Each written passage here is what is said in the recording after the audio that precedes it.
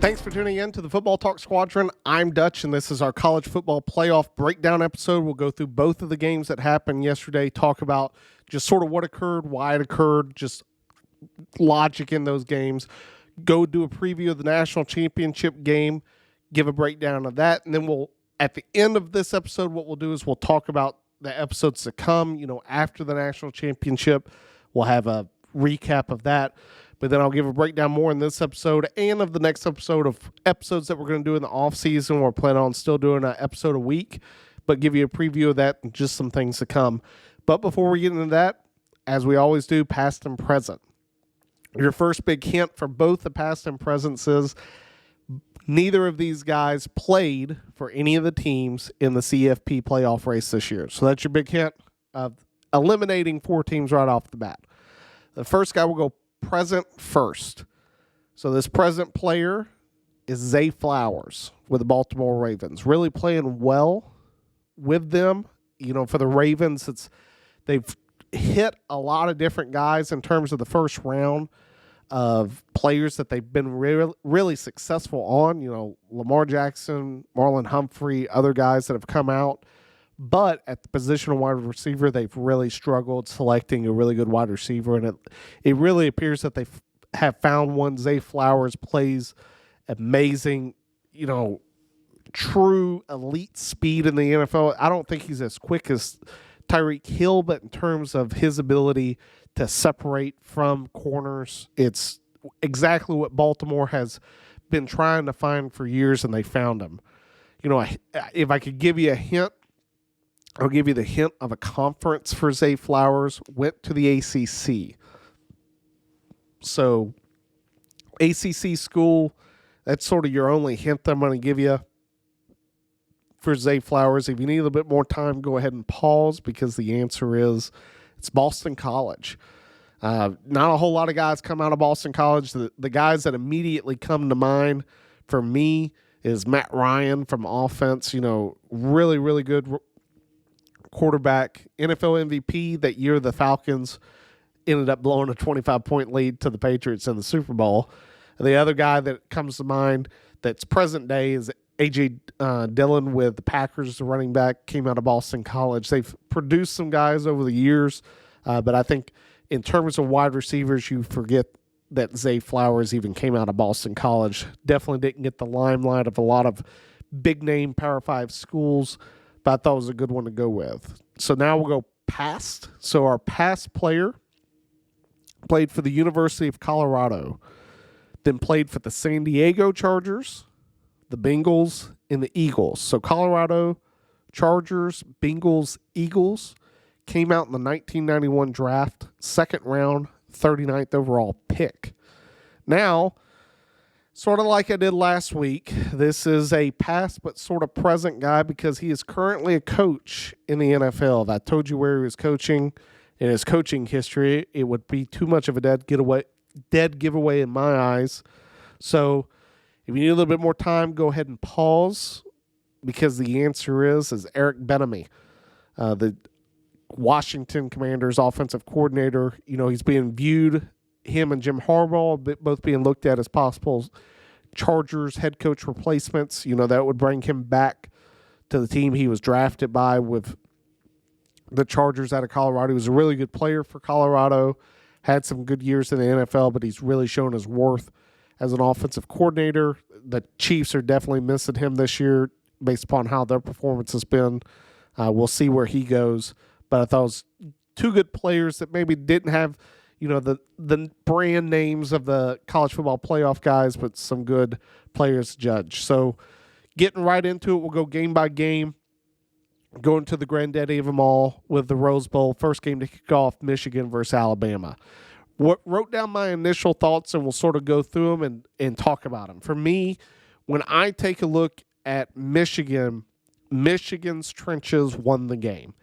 And they won the game through pressure in the first half. You had 5 sacks in the first half of the game, but then in the second half of the game, I really think that they won because they made Milroe get rid of the ball before he should have gotten rid of it.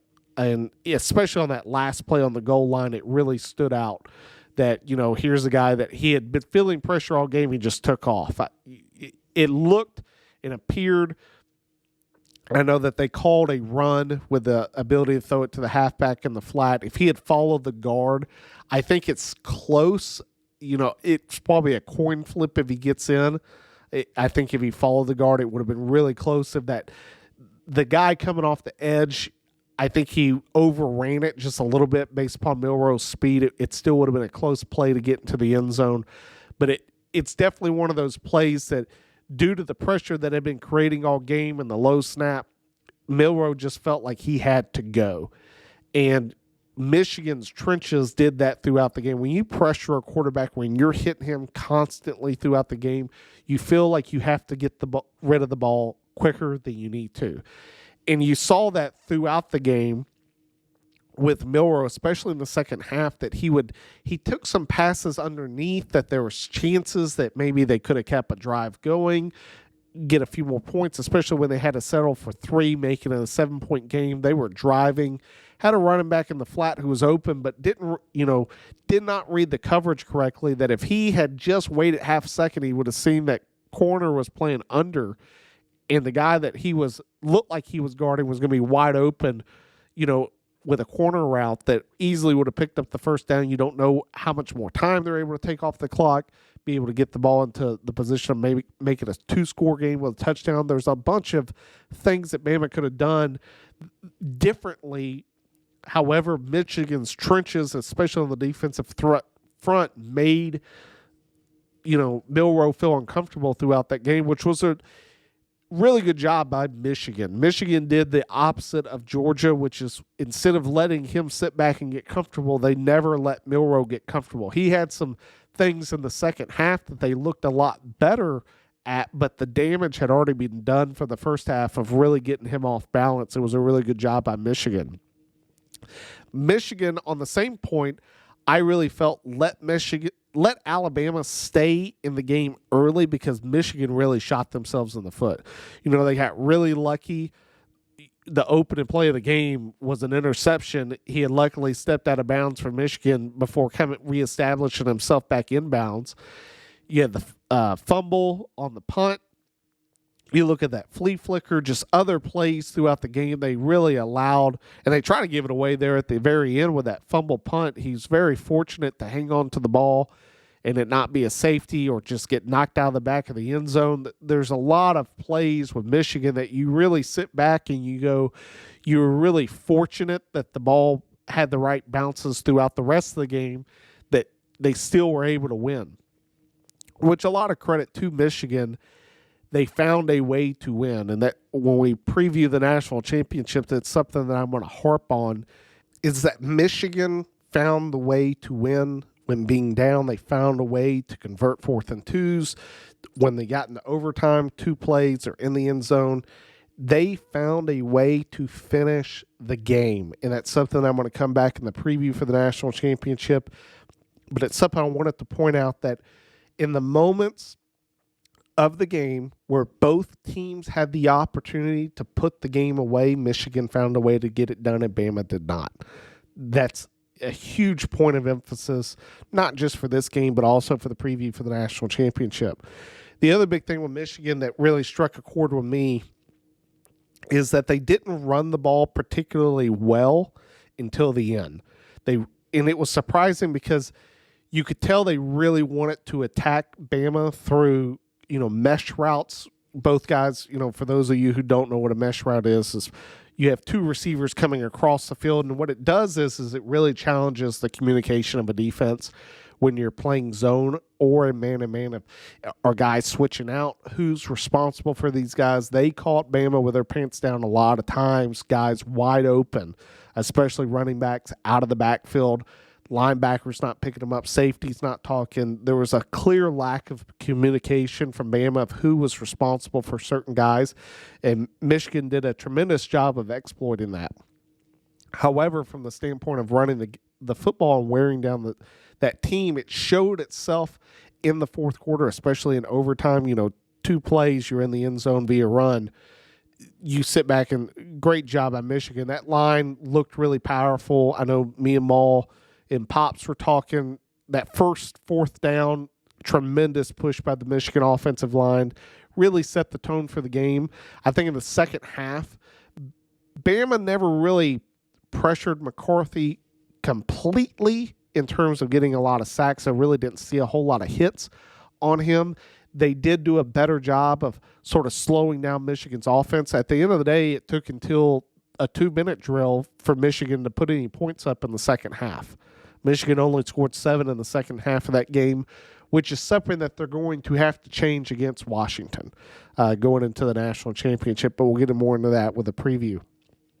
And then on the opposite side with Bama, I sit back and Saban talked about it first that they had a lot of mistakes that shot themselves in the foot. And this is just sort of what I talk about. I don't ever want to seem like a fan. I'll never blame a ref for a game. You won't ever hear me say that. You'll never hear me. I don't ever want to make it sound like Bama lost it and Michigan didn't win. It's when I say that Bama lost or didn't execute or shot themselves in the foot, it's more about when those opportunities in the game come up that you have the ability to win. Bama didn't get it done. Michigan did. So when I talk about Bama not getting it done, it's not saying that, Michigan had it handed to them. It's not that at all. It's that in those moments, only one team's going to come out. Only one team's going to get it done. It wasn't Bama. Bama did it through really self-infliction. Low snaps. Like it has been a problem of Alabama all year, and in the biggest game, killed them. They come out the second half and they are putting together a really good drive, have a great throw by Milroe, on the sideline to Isaiah Bond. They're driving the ball down the field. They're almost, they're right at midfield in 2 bad snaps, and now it's 3rd and 29.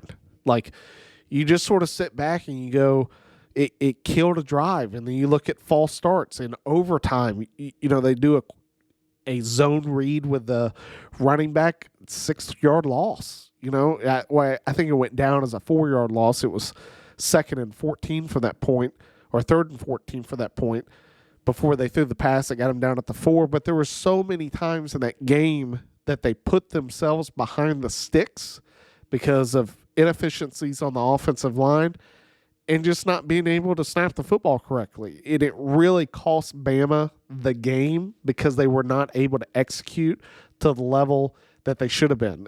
At the end of the day, regardless of how good Michigan's defensive line was, that's not an excuse for not being able to get the ball into your quarterback's hand via a snap. That it's inexcusable. There's nothing that you're going to be able to say that's forgivable from that standpoint. The last thing for Bama, when I made the prediction of Bama winning, I said it was going to be won by 2 things. One was Coach Saban, and the second one, I really said that it comes down to one guy, which was Jalen Milroe. This is what stood out to Milroe in my mind in the game, and I think that if you let me fully expound upon this, you'll really understand it, and I think if you've watched Alabama at all, hopefully you'll agree. This really reminded me of Jalen Hurts when he got replaced by Tua. Jalen's a tremendous runner. He made some good passes, but overall, defenses really honed in on this running threat, and they really forced him into the pocket where he couldn't get out, really forced the fact that he had some deficiencies with throwing, and it was costing him the game in the national championship until they put in a kid, Tua, that could sling the football and was really confident in his arm. Bama doesn't have that on the bench this year, or else I really do believe that if they had a guy that could sling it, you would have seen him come into the game, honestly. And I think that going into next year, I think it's Milroe's job to lose, but I think that if Bama's, they have a kid, Justin Sam, that's coming in, true freshman, 5-star pocket passer. If he shows that he can sling the football, he'll be the starter next year. Why? Because Bama, and I think most teams need it, and we'll get into it with the Washington game, you have to have a quarterback that can throw the football. If you can find a quarterback who can not only throw but run, and I think about Watson, I think about Murray, you look at some quarterbacks of national champions, even Stetson Bennett. Stetson Bennett, could throw the football pretty well, but he was pretty lethal when he ran just because I don't think teams really game plan for that. When you have a quarterback that can run but also has the ability to throw the football, and a key one in this playoff is Penix. Penix really showed it in the Washington game. That in college is so deadly because guys just can't keep up with that speed. It's hard to have – it's why – I don't want to say it's why guys struggle in the NFL. It's just a different game when you get to the NFL because everyone on the defense is at an NFL level that it makes it hard on a running quarterback. It's why even more special that Lamar Jackson's able to still make guys look dumb on a football field. It's just a completely different level of football once you get to the pros, but in college, it's such a game changer that you have to be able to you can't just leave one guy on him like you do in the NFL.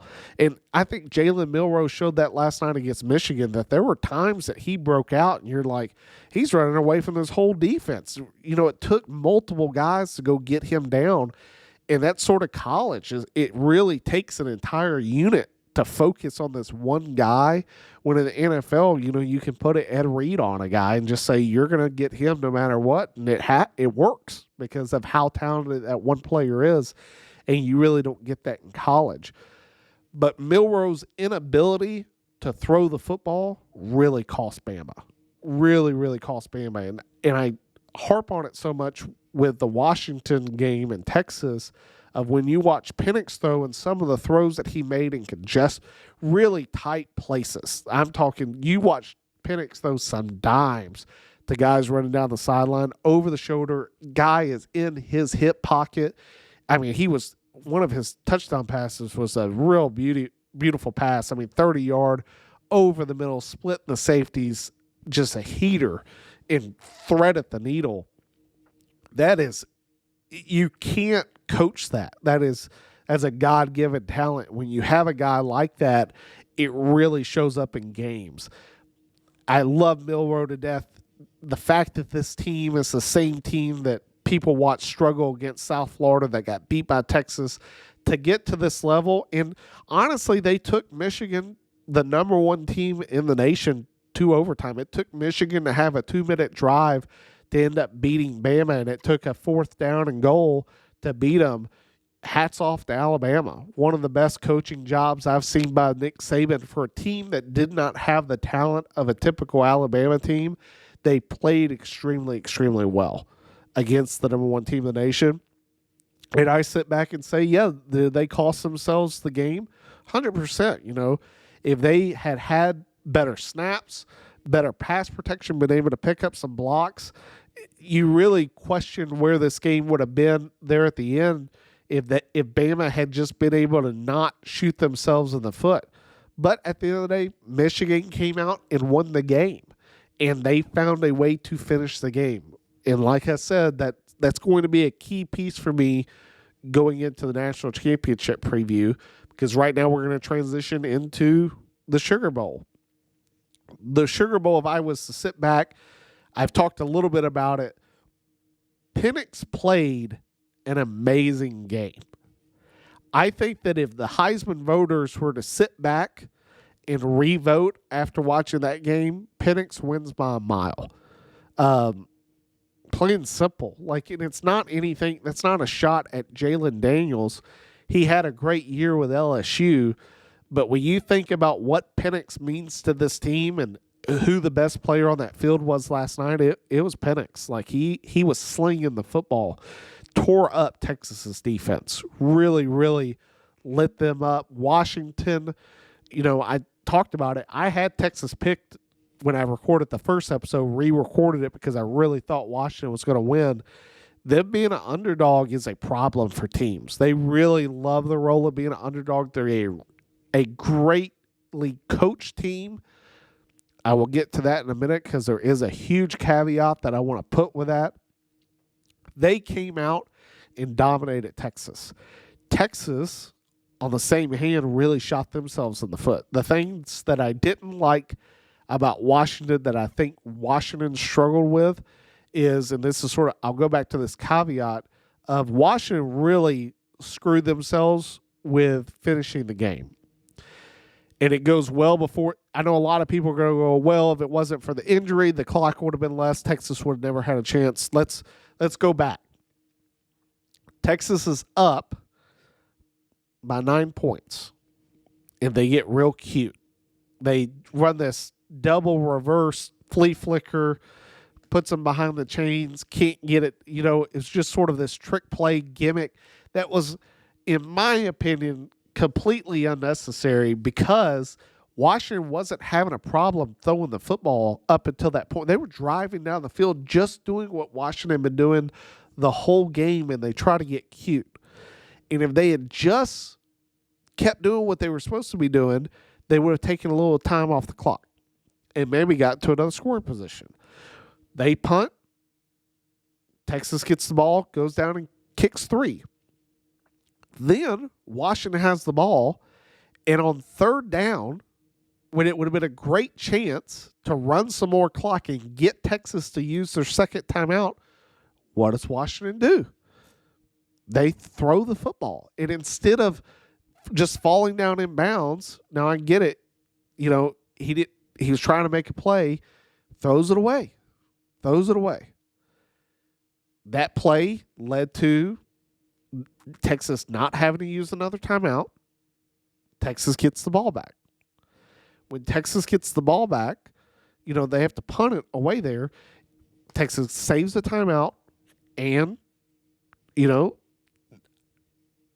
if they don't have to save the timeout, that's 40 seconds. So when Texas gets the ball and drives down, and you think about Washington getting it after Texas kicks the field goal, if Texas only has that one timeout, 40 seconds is coming off the clock regardless. And then the injury thing, if that never happens, Washington wins the game via knees. The game's over. I bring this up because this is not the first time that we've seen Washington get up on a team and not really beat. They finished the game. Washington's undefeated this year. Washington has won 11 straight games, 10 points or fewer. It's the most in college football history right now, it's unprecedented.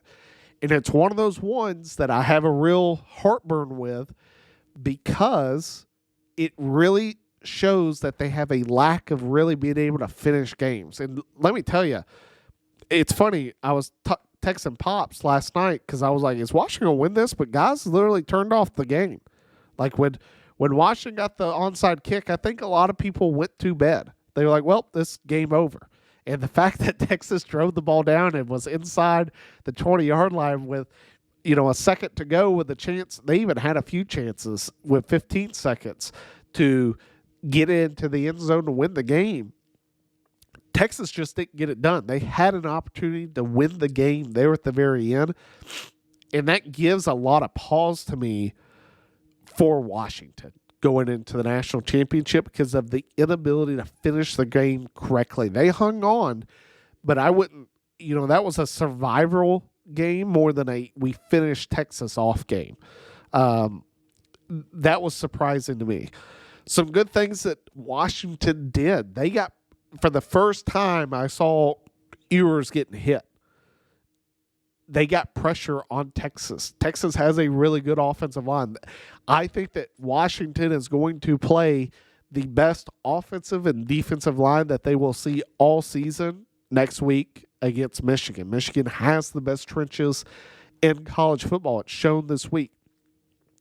The only comparable trenches that Washington has is Washington's offensive line, I think, is as good as Michigan's offensive line. They are the award winners this year in college football. Washington is for the best offensive line in the country. Penix throws the football immaculately well. They ran the ball well against Texas. They had some good plays, especially with a quarterback draw. But from the standpoint of Penix being able to throw the football, really had some throws, especially one-on-one coverage on the sideline. Defender is in that dude's hip pocket and to put it over the outside shoulder, giving only his guy the ability to make the play. And wide receivers did. It was one of the things I talked about in that preview for this game is that Texas was going to play, in my opinion, the best passing team they had seen all year long, and it really, really showed. I mean, Penix had over 400 yards throwing against Texas. That had not happened all year. He really lit up that defense. On the Texas side of the football, where I sit back and look at Texas cost themselves multiple opportunities because they could not hold on to the football. Plain and simple. There's so many times that Texas was driving or having the football and gave it away via fumble. Twice that I can think of in the second half. Like Texas really shot themselves in the foot from the inability to keep themselves within, a touchdown game until the very end.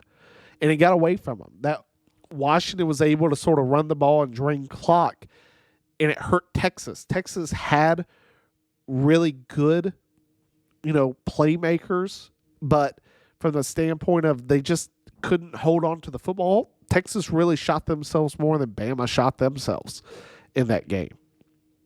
The other thing that I sit back with Texas that I really have I don't want to say a hard time questioning, but it's one of these ones where I go, hey, how would this game have progressed a little bit differently? The fact that they did not get Adonis Mitchell into the game plan until late into the game was really a head scratcher. I think when he caught, a second pass in the second half, it was a second catch in the second half. Like, he didn't catch that touchdown pass until there at the very, in the fourth quarter. You just sort of sit back and you go, man, Texas, like these guys that you had all year long, you didn't get them into the game plan until the very end. They did a good job of dispersing the football. But, I sit back and I think about that drive that they're trying to go down the field early and they ended up settling on a field goal. You throw it to your tight end twice of who hasn't even turned around for the football. You're just sitting back and you're like, dude, where your playmakers, give them opportunities. You got to get them shots. The chances that they did give it up to Mitchell there at the very end. It just was a great play by the defender to knock it away.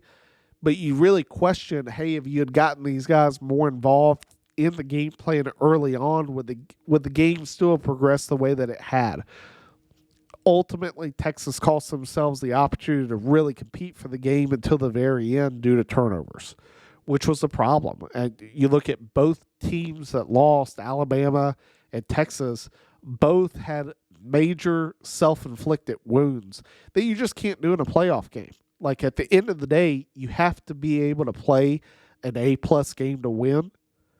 And if you dip into that B and C categories of a grade through turnovers or bad snaps or any of that stuff, you really have to hope the other team does the same or they're going to knock you out. And that's what happened last night for both Alabama and Texas.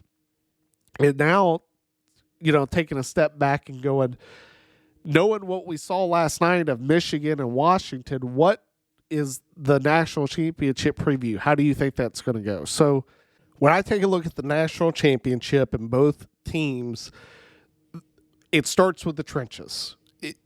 Michigan won because of the trenches. Washington won because of the trenches. It's going to play a huge impact. The differences in the games for Michigan and Washington is really who they're playing and the differences of the opponents that they got to see. I think Washington got to see a better passing offense in Texas than they will of Michigan.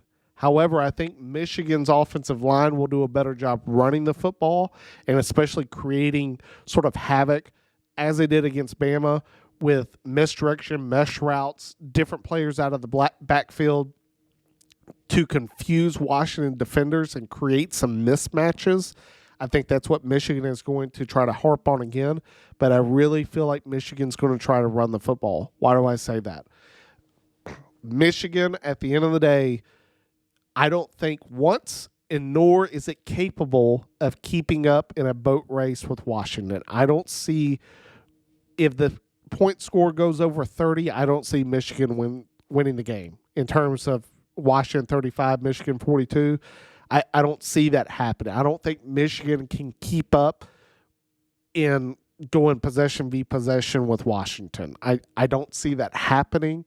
I think Washington has a good enough defensive front and some really talent at corner to slow down Michigan. And I think that the way Michigan wins the game is through running the football. And sort of what I talked about them against Bama is taking 7-minute drives to drive down the field and get points, and then just counting on your defense to say, we'll get a point every time we touch the football. We're going to move it down the field on these guys. We just need you to get a few stops. If we can just keep it a 2-score game, that's what we'll do. But what we can't do is we can't play catch up. You know, if Michigan had played Washington this week based upon just quarterback play, I think Michigan loses. And that's sort of my big point for Washington is when you watch Milroe, the difference between Milroe and Penix, I think both are good mobile quarterbacks. I would give the edge to Milroe when it comes to running. However, when you watch Penix in that game, when Penix would get pressure and he moved to throw the football. It was a calculated, one of the touchdown passes he throws, guys coming out the middle sort of sidesteps, and he's looking down the field, gets him out of the way and guns it. Great pass. That's Penix. Penix is mobile, but he's keeping his eyes down the field. He is a passer. Milroe, when the pocket started to break down and Milroe took off, he was gone. You didn't see Milroe keep the play alive and then looking downfield to throw. He's running for his life. Those are two really big differences in the game. I think looking at the national championship is Michigan is going to have to do a lot better of a job to keep in coverage on the back end, because Penix is going to throw it. If you can't get him down and he creates an opening, you better hope that your guys in the back end are doing their job, or else Penix is going to find the open guy. And if Penix throws the football like he did against Texas, in my opinion, it's Washington's game to lose. That being said, this is where I talked about this a lot with both breakdowns. This is like my biggest heartburn with this game with picking Washington. It's like going into it after watching both games, sitting on the couch, I just sort of was like, I think Washington could beat Michigan. However, the end of the Texas game, and I sit back and I think about the end of that game last night. I think about the way they finished Oregon, letting Oregon back into that game. It wouldn't surprise me to see Washington go up on Michigan, but Washington's inability to close games out right, combined with the fact that Michigan has found a way to close out games, really gives me pause for who to pick for the national champion. I sit back and I think about Michigan's defense. It will be the best offense Michigan plays all year, bar none. Bar none. It's going to be a tough game for Michigan. I think that when you take a step back and you look at the Bama film and you watch how they played them, there were opportunities that with a better quarterback who could really throw the football and was confident in his arm, that Bama had opportunities to make plays in the passing game that Penix will have the ability to do. And I think he will do. Michigan's defense, I think, will present a really unique challenge to the Washington offense through the fact that I think that their front four are very dominant. And they're going to come in, and I think they're going to do the exact same thing that they did with Milroe. They are going to test them early and often. They're going to try to make Penix feel uncomfortable. And it took Bama until a second half before they really started going, out on the perimeter. And that's sort of my biggest thing for Michigan that was a negative, is that Bama really found success outside of the tackles. Michigan's lack of speed, as I would like to say, really showed when Bama got on the perimeter of the defense. Washington has that speed. Washington has the speed to really test Michigan on the outside, and that's nervous. The thing for Washington, though, we'll see how that running back, what his injury status is. I don't know. It happened last night. I haven't seen anything that spoke to that so far today. Is Alabama still found success through running the football. They have a touchdown in there at the beginning of the game, sort of he made that defender look awful in the hole, juked him right out of his socks for a score. Bama found some success running the football, especially on the quarterback draw. They found a few successes up until the very last end play on that 4th and goal.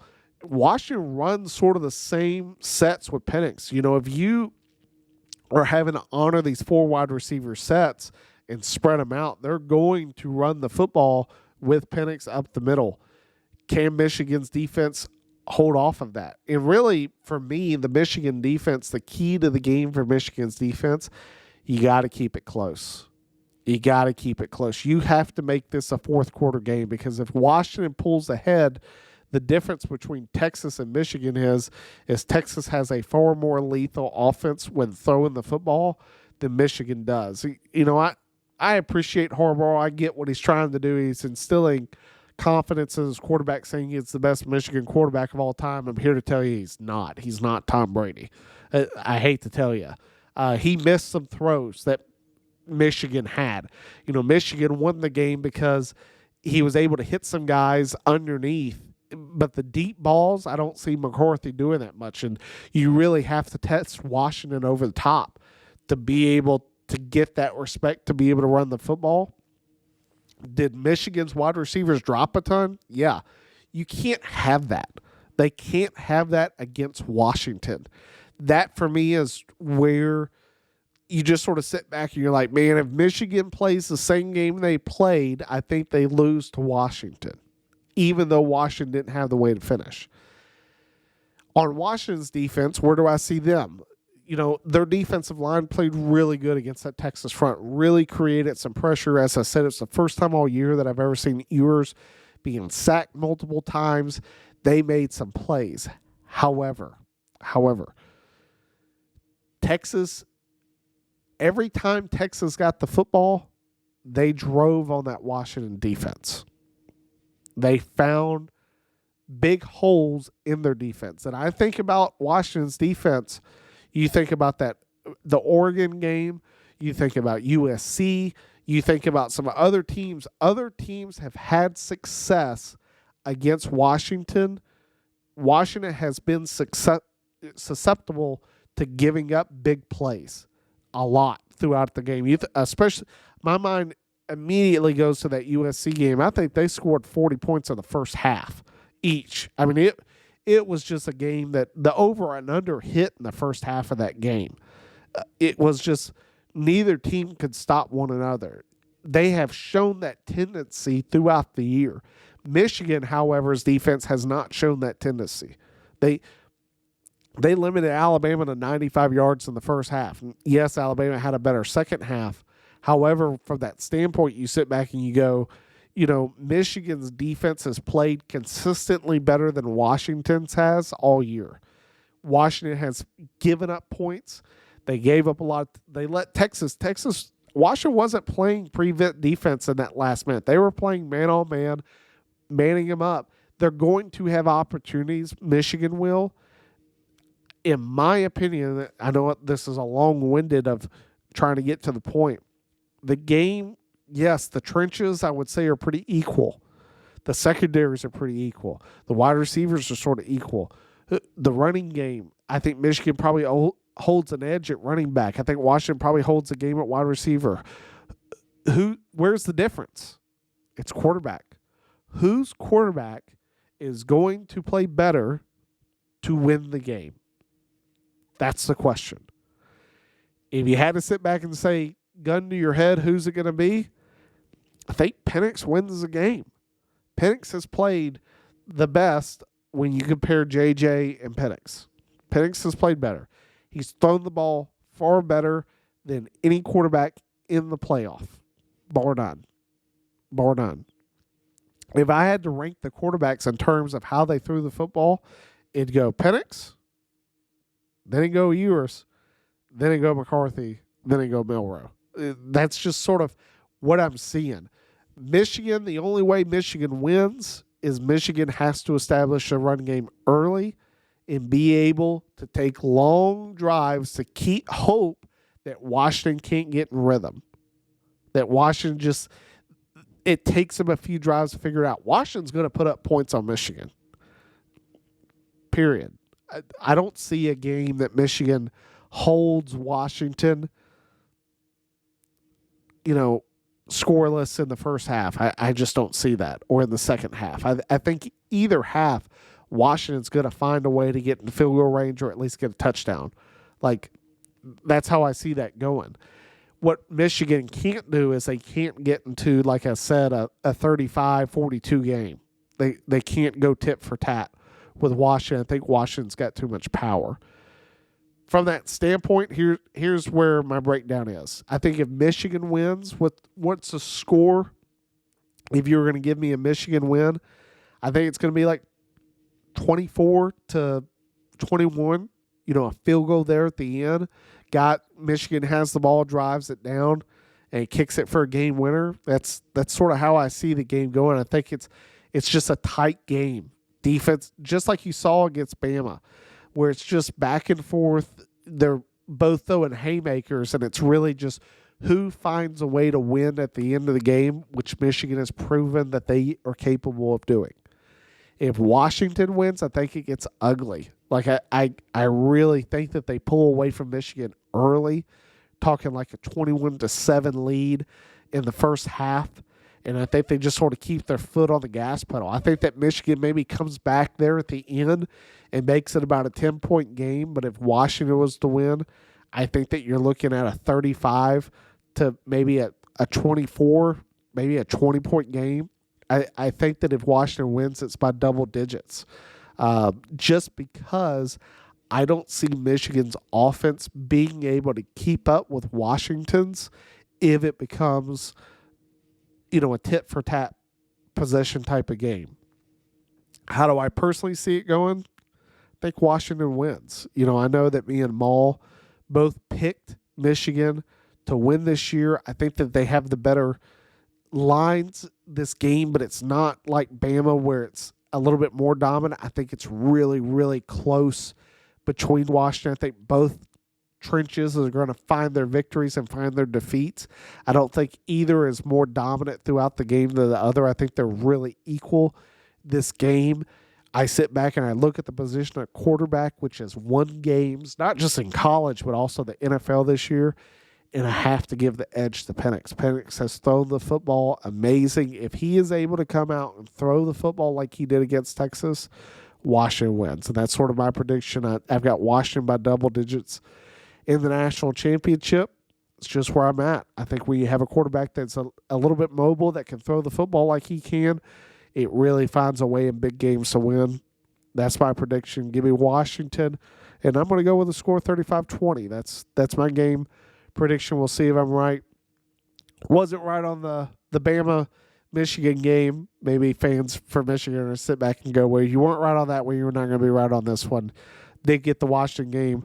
Haven't seen the initial line. I know that Michigan is a favorite in this game. I've already seen that money line spread.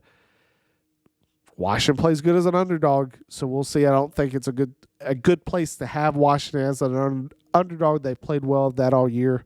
But that sort of wraps up this episode. What you can expect going forward. Next week after the national championship, we'll put out, a national championship recap. We'll go through what happened in the game, just sort of like we did with both the playoff games, why teams won, some things they struggled with. But it will be more about the outcome of the game and not so much leading into a preview of the following. Post that, what you're going to get is we'll have an episode dedicated solely to the national championship, a recap of that. That episode will end the following week. What we'll do is we'll give a breakdown of college football, just sort of what happened, the good things we saw, the bad things, talk about an idea to the college football bowl system and how we can completely change that, in my opinion, for the better. That would prevent players from dropping out. I think would get some more competitive matchups. The bowl game idea that I got through text message, it's a great idea. I think it will solve a lot of issues that we're seeing in college football. And it's something that hopefully you'll turn in for. I'm hyping it up now because I really do think it has a lot of merit behind the idea. There's some logistical analysis that will have to go into it. Do I think it ever happens? Probably not. But I do think it is a major solution to the college football bowl system outside of the playoffs. Talk about the 12-team playoffs, what's going to happen with that. We'll get into just the ever-changing landscape of college football, what it means, the different teams that are going to be playing. This is right now a Big Ten championship game. I know it's a Pac-12 team. Next year they're Big Ten. This is a Big Ten championship game. Talk about what that means going forward, different teams that we look at for next year of who we think possibly is going to be competing for that 12-team playoff, and then sort of the teams that I think are going to be hard to beat going into next year. We are going to do an episode a week. It won't always be college. For the next 2 weeks, you're definitely going to have college football with a wrap-up of the national championship and then sort of the season. But we'll sort of bounce around between the NFL and college. If we're able to produce both in sort of separate episodes, we will. You'll sort of see the format of how we go. It'll be a lot more of maybe a little bit in theory, but just sort of highlights of different things of football. Only football, though. So if you enjoy it, look forward to you tuning in. Do appreciate you guys for tuning in. Go to our TikTok and Instagram, follow and subscribe us there. Also, if you can do the same on our YouTube, Spotify, and Apple Podcasts, really appreciate it. Helps us grow and just sort of lets us know, hey, we're doing a good job. As always, feel free to reach out. Go to footballtalksquadron.com. Reach out to us. We'd love to hear from you guys. But as always, thanks for tuning in. Time to pull chalks. We'll see you next time.